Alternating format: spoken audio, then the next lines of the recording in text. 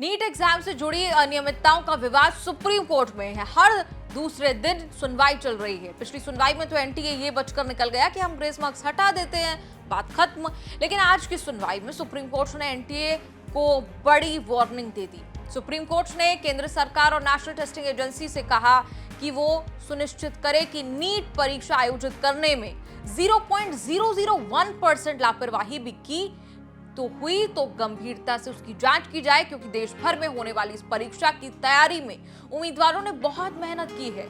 बता दें कि जस्टिस विक्रमनाथ और जस्टिस एसवी भट्टी की वेकेशन बेंच इस याचिका पर सुनवाई कर रही थी। इस पिटीशन में पेपर लीक, ग्रेस मार्क्स जैसे मुद्दे उठाए गए थे। सुप्रीम कोर्ट ने सुनवाई के दौरान कहा, अगर किसी की ओर से 0.001% लापरवाही भी हुई है तो उससे पूरी तरह निपटा जाना चाहिए। इन सभी मामलों को विरोधात्मक मुकदमेबाजी के रूप में नहीं देखा जाना चाहिए।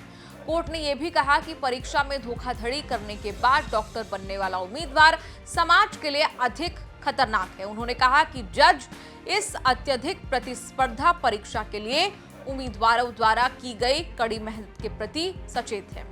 साथ ही जस्टिस भट्टी ने टिप्पणी की, ऐसी स्थिति की कल्पना करें जहां जिस व्यक्ति ने सिस्टम के साथ धोखाधड़ी की डॉक्टर बन गया, वो समाज के लिए अधिक हानिकारक है। हम सभी जानते हैं कि इन परीक्षाओं की तैयारी के लिए बच्चे कितनी मेहनत करते हैं। साथ ही एनटीए को भी वार्निंग दी। जस्टिस भट्टी ने कहा कि एनटीए को सक्रिय रूप से कार्य करना चाहिए और यदि कोई गलती है तो उसे स्वीकार करना चाहिए। इससे नीट परीक्षा में जनता का विश्वास फिर से बढ़ेगा। कोर्ट ने एनटीए और केंद्र को कहा, आपका रुख उस समय नहीं बदलना चाहिए जब आप परीक्षा आयोजित करने के लिए जिम्मेदार एजेंसी का प्रतिनिधित्व करते हुए अदालत में प्रवेश करते हैं। आपको दृढ़ रहना चाहिए। यदि कोई गलती है तो कहिए हाँ गलती है, हम यही कार्रवाई करेंगे। कम से कम इससे आपके प्रदर्शन पर भरोसा तो पैदा होगा।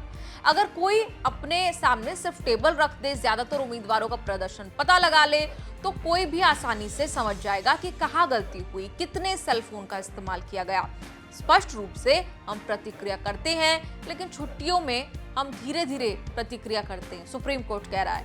बता दें कि पिटीशंस में नीट पेपर लीक मामले की जांच की अद्यतन स्थिति पर चिंता जताई गई। कहा गया कि चूंकि नीट के लिए काउंसलिंग 6 जुलाई को शुरू होने वाली है, इसलिए जांच की स्थिति जानना महत्वपूर्ण है। उधर बेंच ने मामले को बाकी पिटीशंस के साथ टैग कर दिया और 8 जुलाई तक इसे टाल दिया।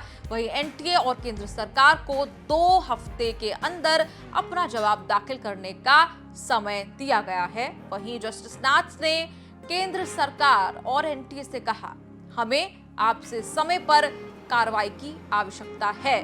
फिर उसके जवाब में केंद्र ने कहा कि पिछले हफ्ते स्टूडेंट्स को दिए गए ग्रेस मार्क्स रद्द करने का निर्णय लिया गया। 1563 स्टूडेंट्स से संकेत दिया कि अधिकारी उम्मीदवारों द्वारा उठाई गई चिंताओं के प्रति उत्तरदायी हैं। आप लोगों का इस गंभीर विषय पर क्या कहना, आप कमेंट्स में लिखकर अपनी राय जरूर दें और देखते रहिए न्यूज़ तक।